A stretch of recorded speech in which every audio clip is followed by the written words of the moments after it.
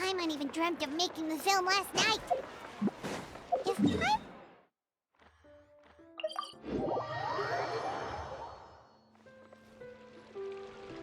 Ayaka! Yoimiya! You're already here! Good morning. Xavier said yesterday afternoon went well. Yeah, and how about you, Ayaka? What were you up to yesterday? After we split up, Ayato went to see Udex Nervillette at the Palais Mermonia. I was originally thinking of going with him, but he said he could manage it himself. He told me to go see the sights around Fontaine and to enjoy the local culture. So I rode the aqua bus with Yoimiya and visited the Opera House on Aranias Island. Yeah, you wouldn't believe what we saw there! 2 mechanical puppets that were dancing together! You've already seen them, right? Yeah, those two! Amazing, aren't they? We sat and watched for quite a while. It was mesmerizing. Like we could keep watching them forever. Oh, it was the same for us the first time we saw them, too! Afterwards, we went swimming at the beach! Well, diving, to be exact. It was the first time I ever breathed underwater! I held Ayaka's hand and we counted down together. 3, 2, 1, and then splash! We were beneath the waves.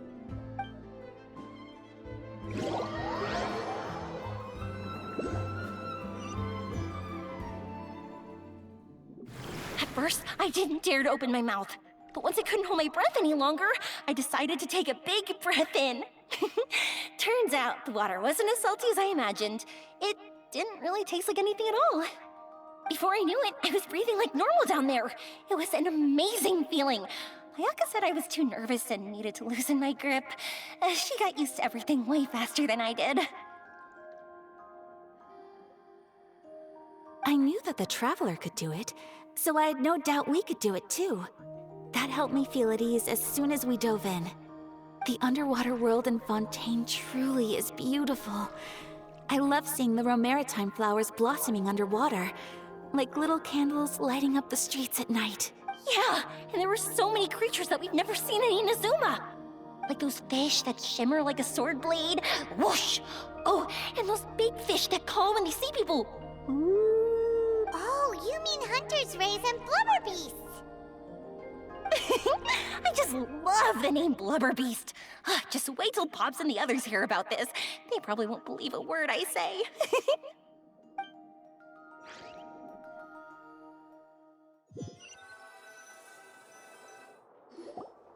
Yoimiya was down there for quite a while. It was dark before we finally rode the aqua bus back to the city. I figured she'd want to sleep in today. Yeah, even I was worried that I wouldn't be able to get up. I still felt like I was drifting in the waves when I went to sleep last night. But as soon as I woke up today, I remembered that we'd all be shooting a film together, and I was ready to go.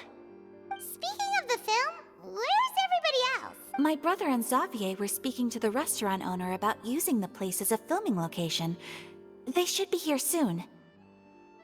As for the others, We're here. Please excuse my tardiness. I just finished the Special Patrol's 6-mile morning jog. Wait, 6 miles?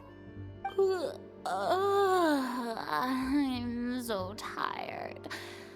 I heard you all chatting, so I decided to come down. I sure could use some of that endless energy everyone else has. Good morning, everyone. Morning. Can someone fetch me a cup of coffee? More milk, hold the sugar. Sure, I'd be happy to do that for you. No, you can't go anywhere. Please, have a seat over here so I can get started on your makeup. The last thing I want is coffee stains on my costumes.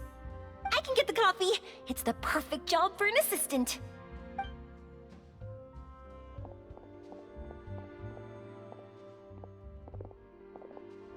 So much energy. Seriously, what's her secret? Oh, Yoimiya's always like that. But you sure look exhausted, Farina. It's because you're not used to waking up so early, huh? Of course not. I spent the whole night reading the novel from cover to cover, marking sections that either need to be omitted or adapted. Wow. Paimon didn't expect you to be so thorough. Well, I was the biggest star in all of Fontaine after all. It takes more than just a pretty face to earn a reputation like that. I know how to get serious when the situation calls for it. I went all out when I was acting as an Archon, so why wouldn't I do the same for my own life? Here's your coffee, Director Farina. Oh, thank you. The sound of being called director and the aroma of coffee feels almost as refreshing as hearing the birds chirping in the morning. Ah, it seems everyone has managed to arrive on time. We've reached an agreement with the restaurant owner. We are free to use the second floor to shoot our film. Really? That's great! He is really looking forward to our film and hopes that providing his restaurant as a filming location will attract more customers. Well then, Mr. Xavier, I'll leave the rest to you. Okay, thanks. First, I'd like to introduce our new members. This is our prop manager, Veronique. She'll be in charge of all the film's props and items. And this is Bonneau, our lighting technician. He'll be in charge of lighting and illumination. Wow. Sure feels like we have some real professionals joining the crew now. First of all, please allow me to first express my sincerest gratitude to everyone in the crew. When my investor informed me yesterday that he wouldn't be able to provide the funds, I really thought that this was the nail in the coffin for this film. I had no idea that I'd find so many people willing to help me on such short notice. Thank you. Thank you all from the bottom of my heart. No need to be so cordial, Mr. Xavier. We're all honored to be a part of this. Your works made a profound impression on me when I saw them back in Inazuma. I am sure that someday, this film will be remembered as a prime example of cultural exchange between Fontaine and Inazuma. Yes, the story is the reason I agreed to join. I can't bear to even imagine what this film would look like without the very best director. Anyway, I would like to make a promise to everyone that as the producer of this film, I'll do whatever I can to ensure that everything goes as smoothly as possible. This is not just my film. It also embodies the thoughts and feelings of every person here, as well as the endless effort we are about to pour into it. So, without further ado, The Two Musketeers will officially begin filming now! You may take it from here, Director Farina. All right. Listen up, everyone. The first scene takes place when the two young musketeers are living at the Baron's home, still unaware of all that is about to happen to them. We'll need props and lighting to set the scene. Our lead actors can go get their makeup done, and extras, please take this time to go over your positions. Whoa. Seems Farina's really kicking things into gear as the director. Is everyone clear? I don't want anyone traipsing around the set like umbrella finches. All right, cameras will start rolling as soon as the set is ready. Let's make a film that'll make some serious waves in Fontaine. Not the kind of waves that drown people. I mean, the good kind of waves. Seems like she's still a bit traumatized by that. Anyway, let's go see if there's anything we can do to help.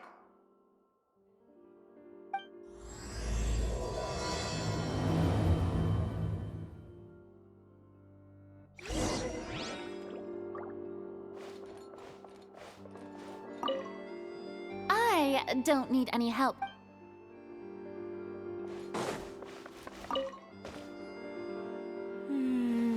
Ayaka has mentioned you to me before. She said that you two were great friends when you were kids. No talking. I'm thinking about how to do your eyeshadow. Ah, yes. To help me really look the part. To achieve a more young and naive look for this scene. Are you saying the wrinkles around my eyes are too deep? You just have too much of a calculating look in your eyes. You sure don't mince your words. It seems you really haven't changed much. Quiet.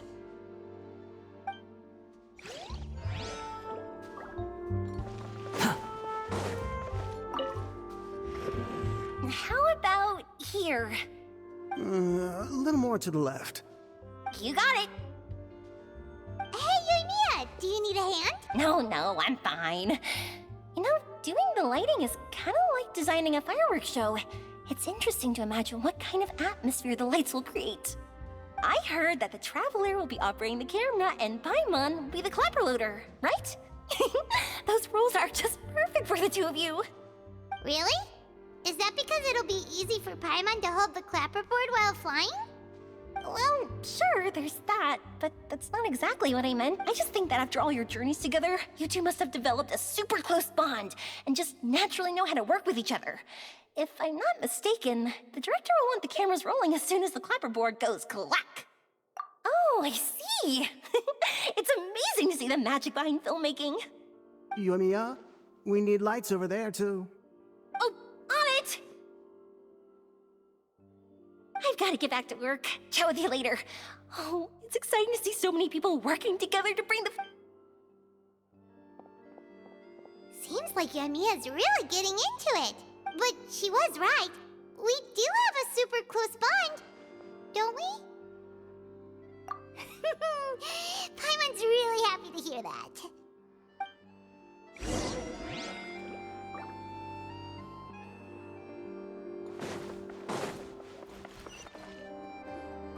So, this is a real musket?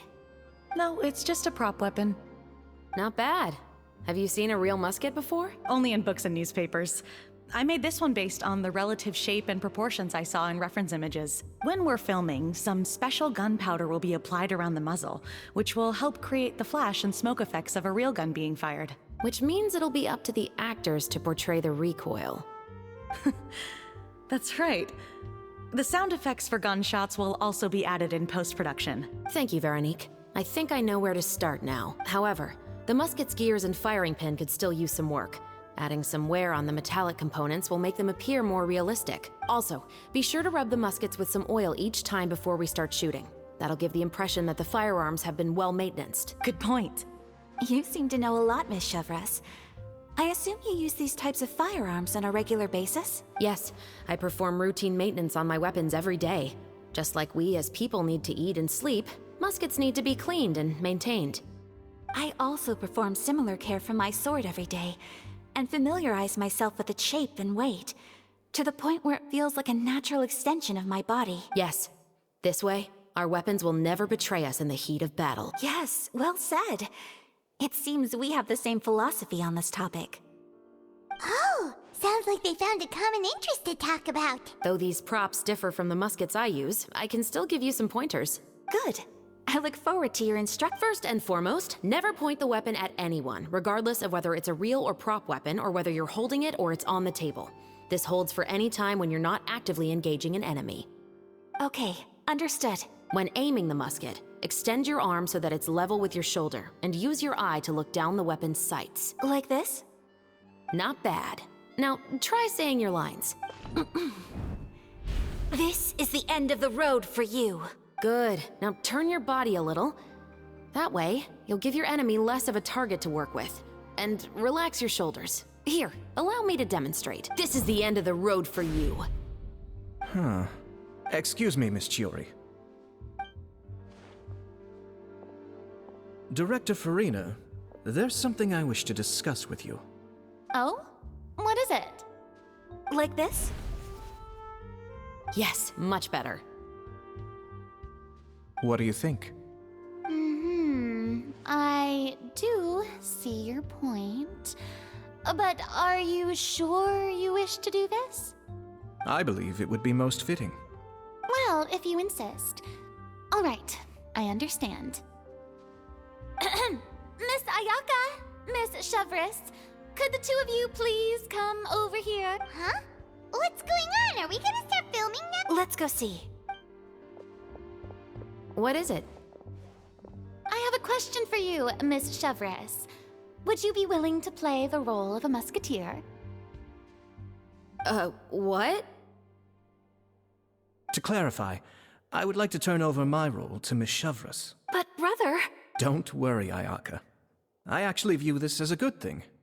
I was becoming troubled trying to set aside some time to speak to the staff at the Palais Mermonia.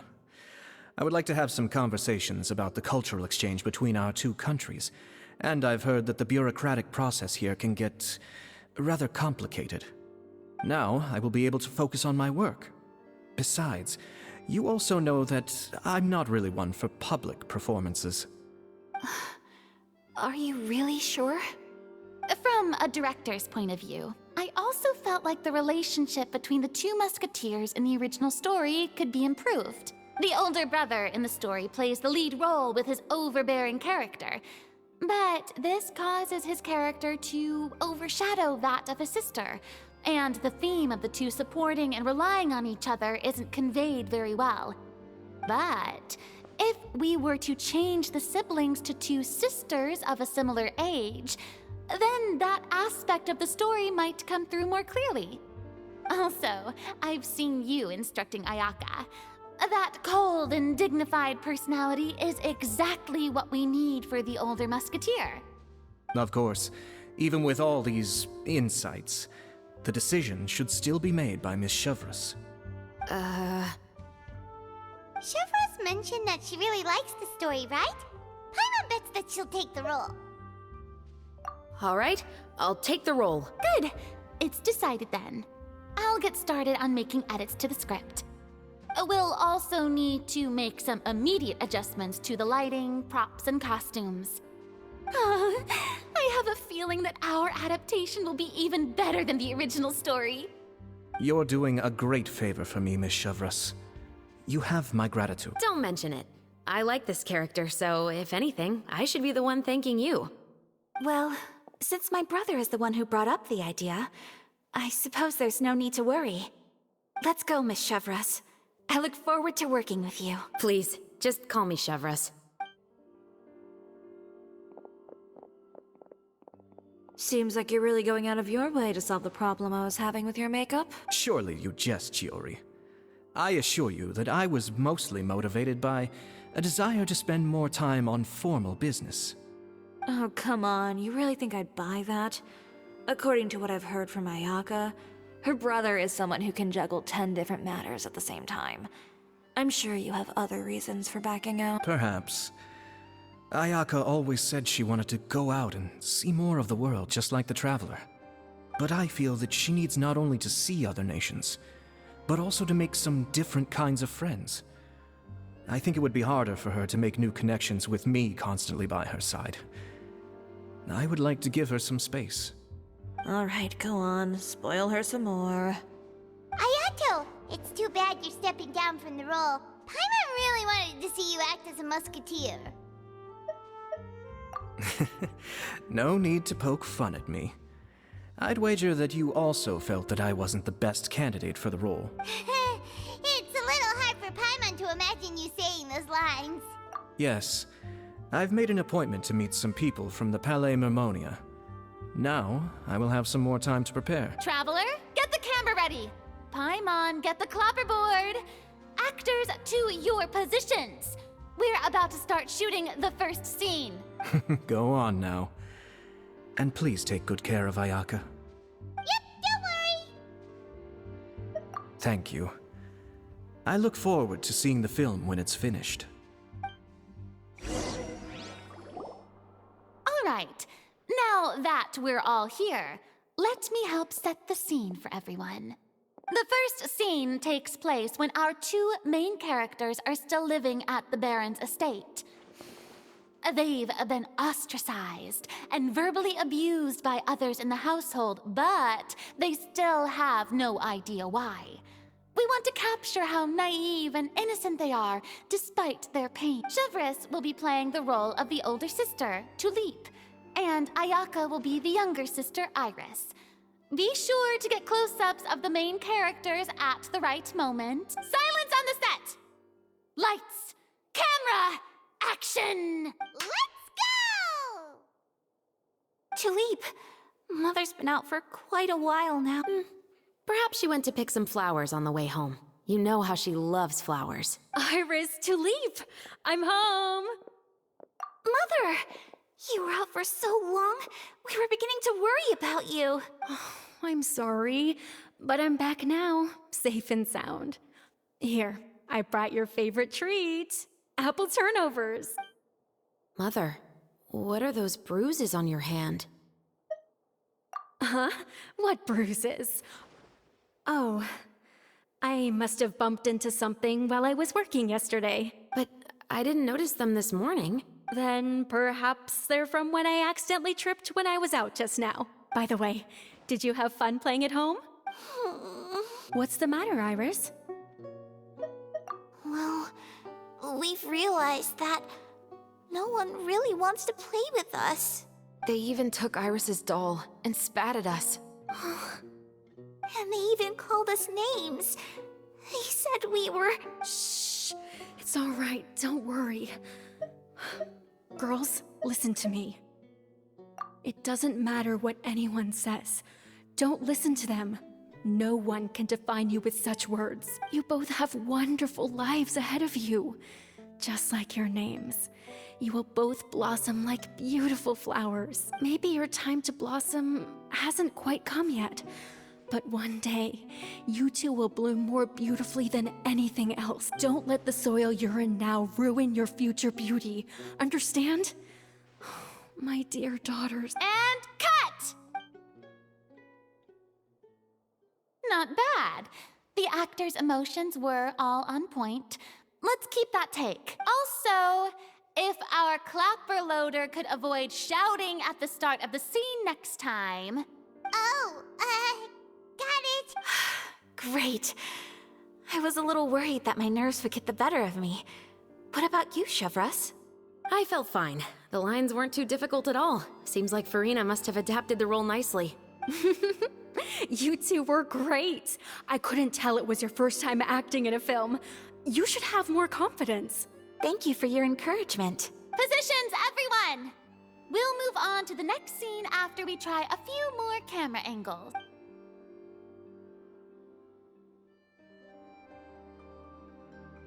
This scene is when our two characters return home, only to discover their mother has been murdered. Ready? Lights! Camera! Action!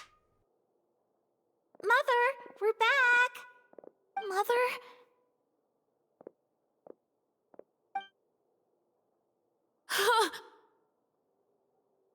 What's wrong, Tulip?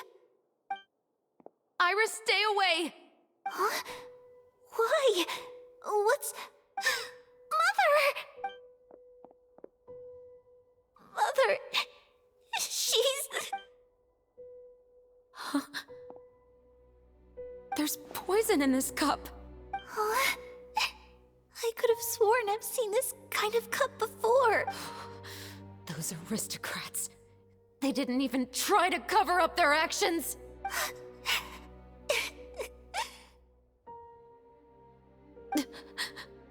Iris, we need to leave this place. Leave? But now that Mother is gone, where can we even go? Anywhere. All I know is that we can't stay in this house. But are we just going to let them get away with this? We'll have our revenge, I promise you. Just not right now.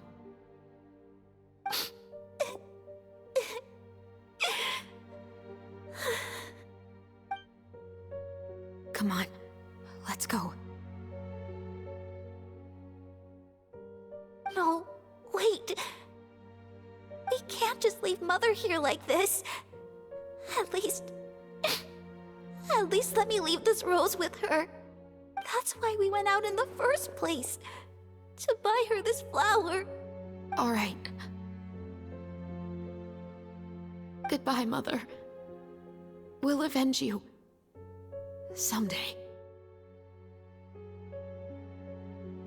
And cut! Beautiful! Great performance! Oh my, you're so amazing, Ayaka! And were those real tears I saw? How did you do it? I was surprised too. Thank you for the kind compliments. Actually, as soon as Director Farina said action, I told myself not to think about anything. I just felt the weight of the moment and became the character. It's quite similar to practicing the art of the sword. You clear your mind and focus only on what's happening in front of you. Ayaka's performance was amazing. Have I discovered an acting prodigy? Pipe down, everyone! We need to move on to the next scene!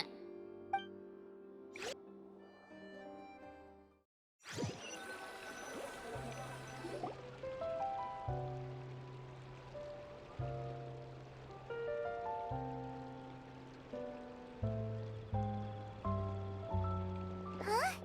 Are we done already? But Paimon wants to keep playing with the clapperboard. How do you feel, Traveler? Is your arm sore from holding the camera all day? Good work, you two.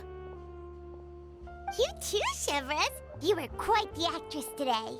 I've read this novel many times before. I have a good grasp of my character's mindset. Anyway, do you remember my request from yesterday? Oh, right! We were having so much fun that Paimon nearly forgot! You have a case where the murders seem really similar to the cases in the novel, right? So, how are they similar exactly? In the story, the main characters grow up to become two musketeers, always using their guns to carry out their revenge. And on each of the victims, they place a rainbow rose as a signal that they've returned. Yes, that's correct. We found rainbow roses just like in the novel. Seems like you're connecting the dots now. Oh, that does sound pretty concerning, especially after seeing the script today. Oh, now Paimon can't stop wondering what kind of ulterior motive the murderer might have. What do you think, Traveler? You're smart. Paimon wants to hear your thoughts. Good. On behalf of Fontaine's Special Security and Surveillance Patrol, thank you for your dedication to justice. There's no time to lose. We should start investigating right away. Follow me. Huh? Right now? But we just got done filming all day. Paimon's so tired. The most valuable intel always comes after nightfall. They are like small, remote islands in the middle of the sea. If you don't stay vigilant, you will pass right by them in the fog. That's how one of my favorite books always puts it, at least. So, where are we going right now? Let's start by checking out some workshops that's...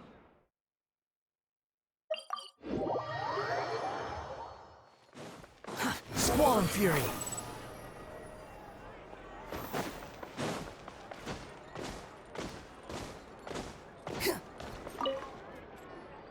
Welcome to LeChaux's Clockwork Workshop. How can I help you? Hello. I'd like to know if anyone has purchased some special components lately. Special components? Sorry, could you be more specific? I mean the kind of components that aren't typically used for clockwork toys, but for firearms. Huh? For firearms? No, we don't sell those sort of things here. Don't misunderstand. I'm not here to cause any trouble.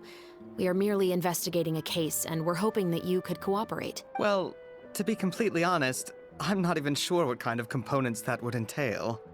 Has anyone ever purchased components here as an individual rather than on behalf of an organization? We have a lot of customers who buy toys, but those who buy components are all regular customers who buy in bulk on behalf of their organization. Is that so? I understand. Thank you for your cooperation. You're welcome. It's the least I can...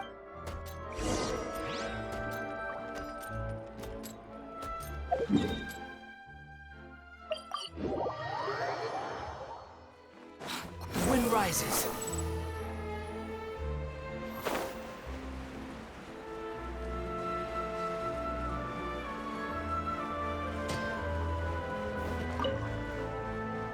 Oh, hey, Chevres. Run out of oil for your musket again? Hello, Estelle. I want to know if anyone has come to your shop recently to order some firearm components. Oh, is this another case? Let me think. I don't think so. Some people have requested that I make some prop guns for the Fontanalia Film Festival, but I refused all of those requests. Oh? Why's that? Because there's no profit! I only make things here that can do some real heavy lifting. I don't have the energy to make some new molds just for the festival. Then has anybody come specifically looking for mechanical components? Well, I usually sell off my scrap to the Fleuve Cendre. I don't typically give them to one specific person. I understand. Thanks for your cooperation. Don't mention it. Always happy to have the Musketeers' patronage. Seems like we haven't found any leads to go off yet. Yeah, unfortunately. All right, let's head to Fleuve Cendre next. Huh? Are you sure? People might not be so thrilled to see the captain of the Special Patrol there. You think so, huh? Then I guess you don't know Huh? that I grew up in Fleuve Cendre.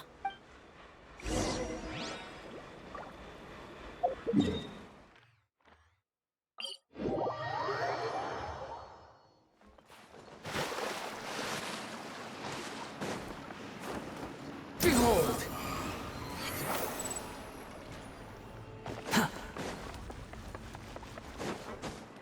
Quit following me.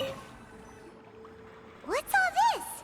Some broken planks and barrels, as well as some... Yes, but have a closer look.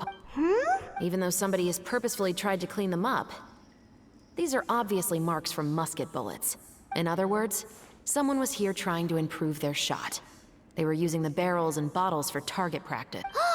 Could it have been the killer? Your guess is as good as mine. Although many people at Fleuve Cendre own guns, few hide the fact from others. And even fewer would go to such length anyway. Let's go. There might be... The wind rises.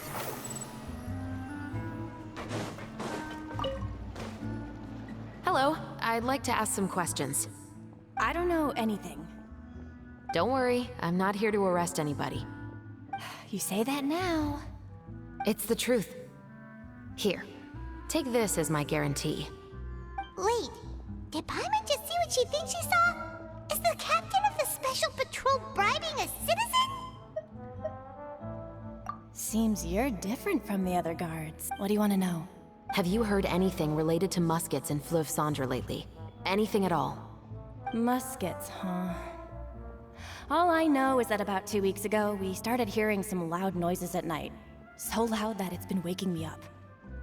Were they gunshots? Possibly. It's hard to tell around here.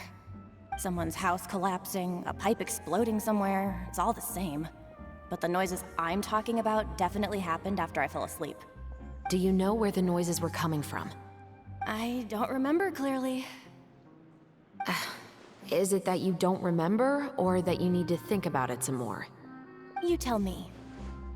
Then please, think about it some more. She's giving her even more Mora! The noises came from the end of the Southern Waterway. I came out and had a look for myself and I wasn't sleeping well, but I didn't dare get too close. That's all I know. All right, I'll take your word for it. Thanks for the pâte de fruits.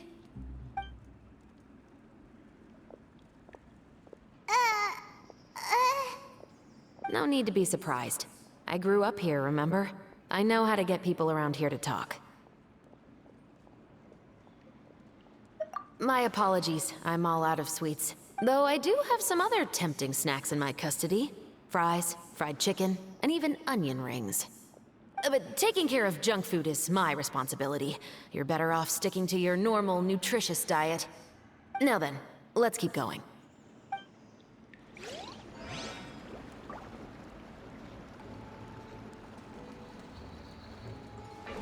Behold!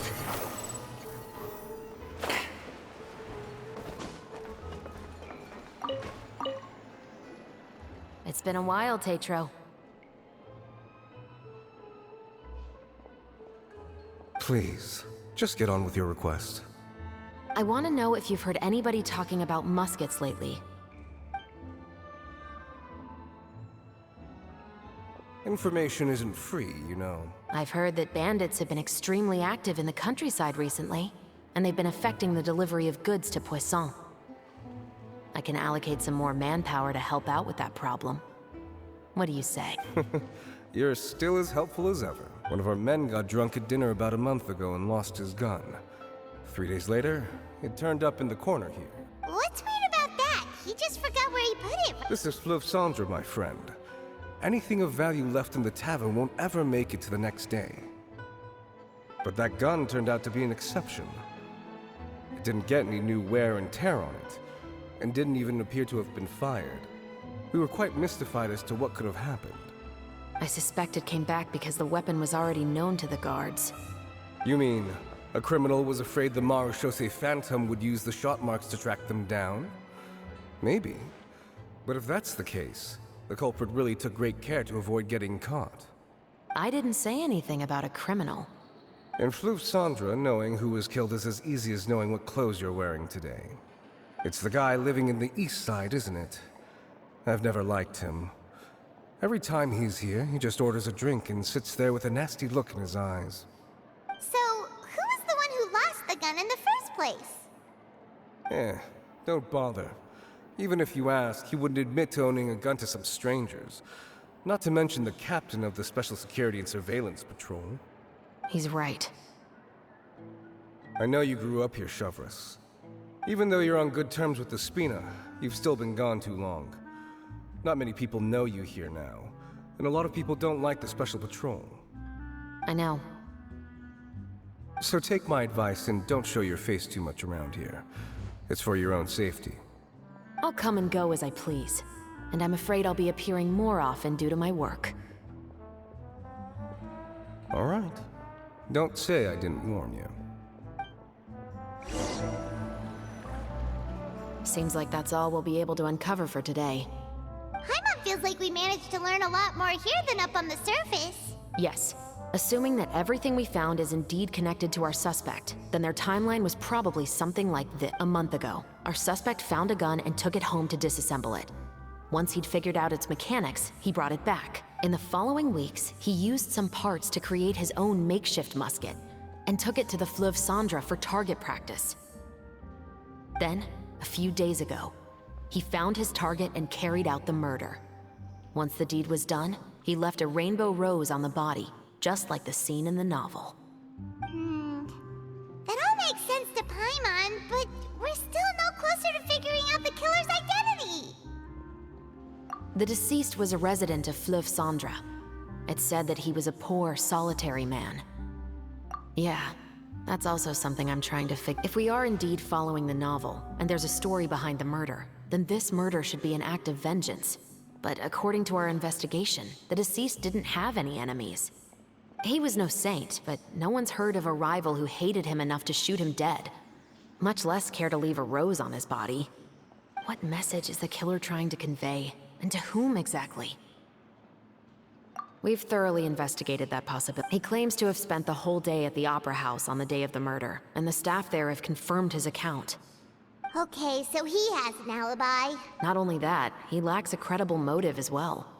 He has a family of his own, and both of his parents are still alive. I've looked into his records. He was adopted at the age of 6, and all the proper procedures were followed.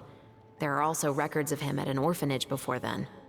In the story, the mother of the 2 musketeers was murdered after the children turned 10. Of course, he could have changed the children's ages, but I don't want to assume anything without evidence. More importantly, I've also had a chat with him in person.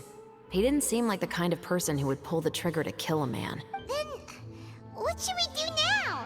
We have all this new information, but it doesn't help us move forward. Investigations take time.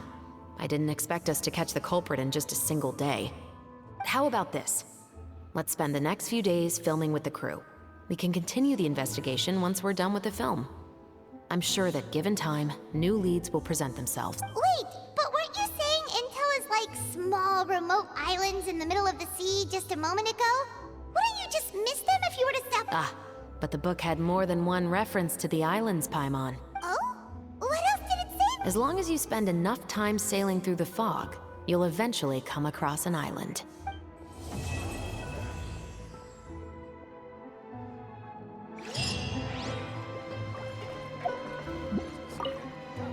What?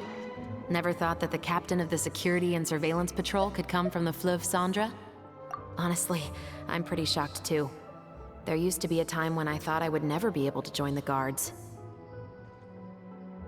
But, as long as you can distinguish yourself through your accomplishments and skills, you'll eventually be recognized for your worth. If you look at it another way, my life at Fleuve Sandra has actually taught me a lot of valuable skills. Skills like how to barter with criminals or how to think in their shoes. Of course, I'd appreciate it if you could keep this a secret between us.